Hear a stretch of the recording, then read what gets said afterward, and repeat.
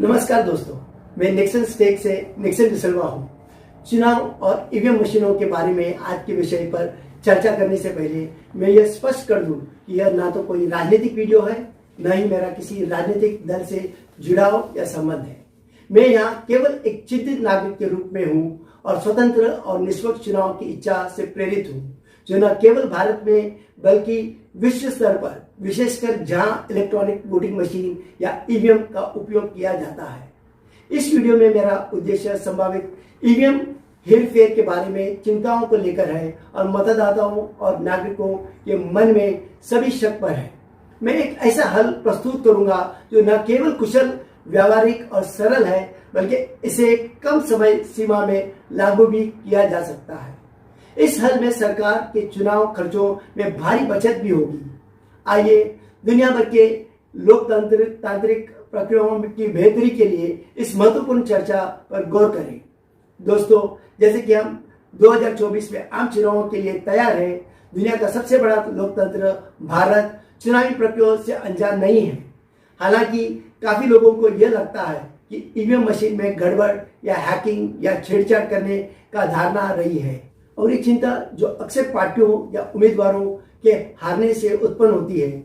इससे भी महत्वपूर्ण बात यह है कि यह मतदाताओं के मन में संदेह पैदा करता है, जिससे लोकतांत्रिक प्रक्रिया में उनका विश्वास कम हो जाता है। जैसे जैसे हम 2024 के चुनाव के करीब पहुंच रहे हैं, इन चिंताओं को दूर करने और एक ऐसी प्रणाली स्थापित करने की आवश्यकता हो जाती है जो विश्वास की गारंटी देती है।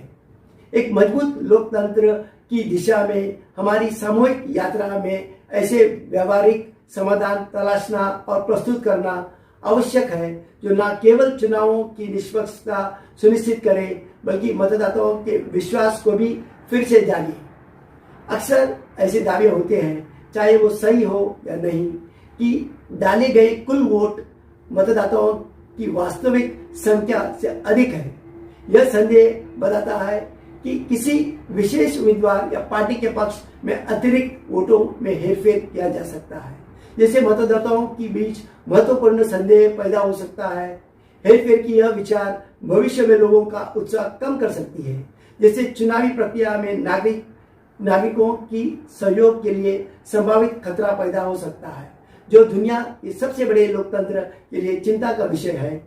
हम ईवीएम की अखंडता सुनिश्चित करने, हेरफेर या हैकिंग के संदेह को दूर करने की चुनौती से कैसे पार पा सकते हैं।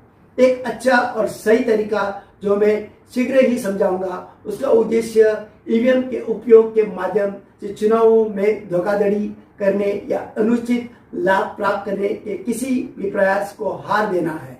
मैं हेरफेर या हैकिंग का मुकाबला करने के लिए 3 उपाय या विकल्प प्रस्तुत करता हूँ। चुनाव आयोग इसमें से सबसे आसानी से लागू होने योग्य विकल्प चुन सकता है। सभी 3 विकल्प न्यूनतम अंतर के साथ एक सामान्य संक्षेप साझा करते हैं। विकल्प क्रमांक 1, इस चुनौती से निपटने के लिए मेरा पहला सुझाव है कि ईवीएम पर पूर्व नियोजित नामों या चिन्ह को हटा दिया जाए, ताकि ईवीएम को पता न चले कि ईवीएम स्टिकर पर कौन सी पार्टी या उम्मीदवार किस स्थान पर स्थित है। इसके बजाय A, B, C, D या 1, 2, 3 आदि जैसे लेबल या स्टिकर का प्रयोग करें और मतदान के समय से ठीक पहले पार्टी उम्मीदवार के sticker चिपकाएं। A, B, C, D या 1, 2, 3 आदि के खिलाफ उम्मीदवार या राजनीतिक दल के लिए लॉटरी मतदान शुरू होने से पहले सुपर मतदान अधिकारियों, मतदान एजेंटों और पार्टी प्रतिनिधियों के सामने आयोजित की जा सकती है। यह सुनिश्चित करता है कि ईवीएम पार्टी के प्रतीक के स्थान से अनजान रहे और केवल A, B, C, D या 1, 2, 3, 4 आदि को ही समझ सके, जिससे मतदान प्रक्रिया में किसी भी तरह की हेरफेर को रोका जा सके।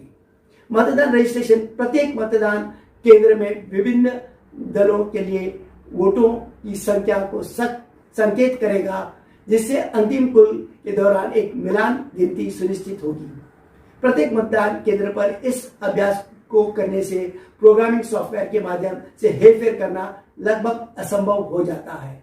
मतदान के लिए किसी निश्चित पूर्व निर्धारित स्थान की अनुपस्थिति किसी विशिष्ट पार्टी या उम्मीदवार को वोट निर्देशित करने की व्यवहार्यता को समाप्त कर देती है।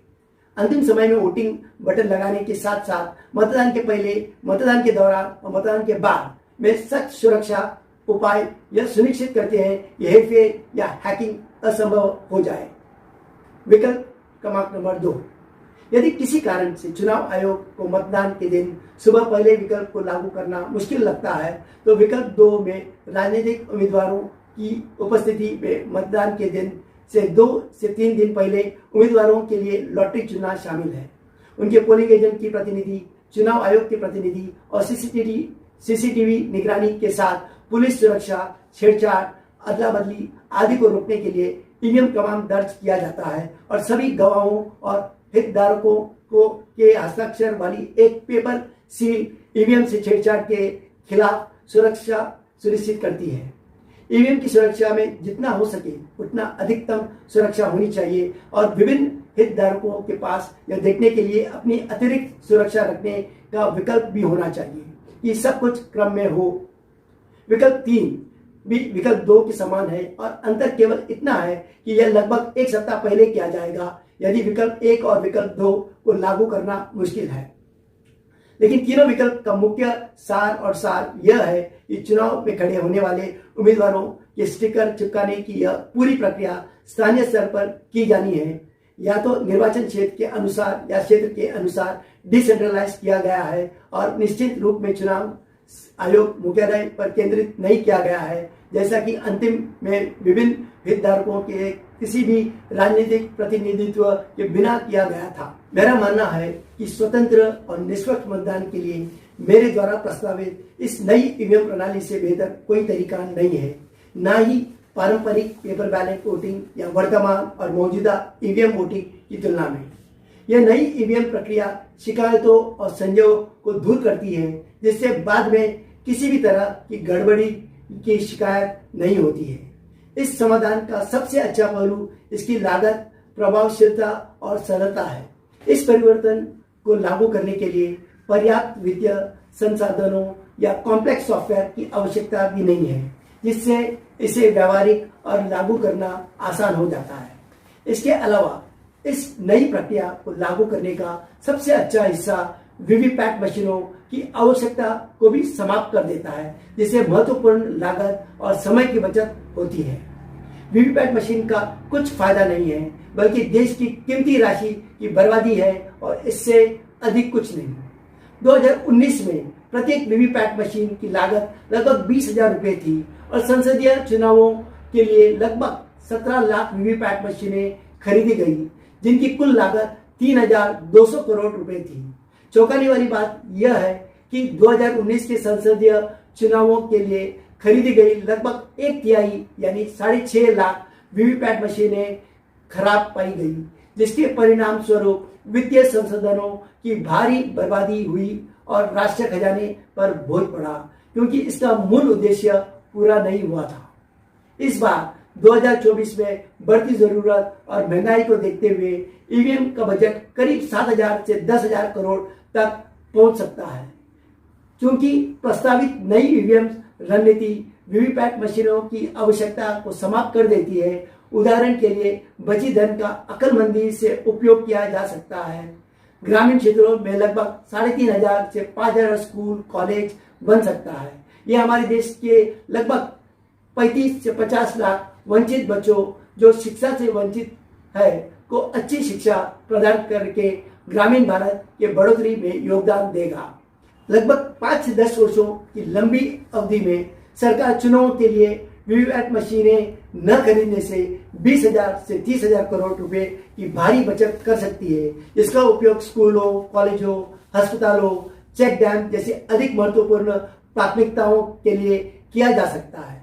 मुझे यकीन है कि भारत और दुनिया भर के सभी राजनेताओं और राजनीतिक दलों को चुनावों के लिए ईवीएम का उपयोग करने की इस पद्धति पर कोई आपत्ति नहीं होगी, क्योंकि यह स्वतंत्र और निष्पक्ष चुनावों के लिए सबसे स्पष्ट और आर्थिक रूप से और कम समय में आसानी से लागू कर सकते हैं। यदि आप मेरे द्वारा सुझाए गए प्रस्तावों और ईवीएम सुधारों से सहमत है तो कृपया इस वीडियो को लाइक, कमेंट और शेयर करना न भूलें। आइए यह सुनिश्चित करें कि यह आने वालों चुनावों से पहले आवश्यक परिवर्तन करने के लिए भारत की सरकार और इलेक्शन कमीशन के अधिकारियों तक तुरंत पहुंचे। नागरिकों के रूप में यह हमारी जिम्मेदारी है कि हम स्वतंत्र और निष्पक्ष चुनाव प्रक्रिया सुनिश्चित करने के लिए वह बदलाव करें जो हम देखना चाहते हैं। चुनाव प्रक्रिया सुधारों पर इस महत्वपूर्ण वीडियो को देखने में आपके धैर्य के लिए एक बार फिर धन्यवाद। मैं निक्सन डिसिल्वा निक्सन स्टेट से विदा ले रहा हूं। मेरे अगले वीडियो के लिए बने रहिए। तब तक आपका दिन शानदार रहे। धन्यवाद।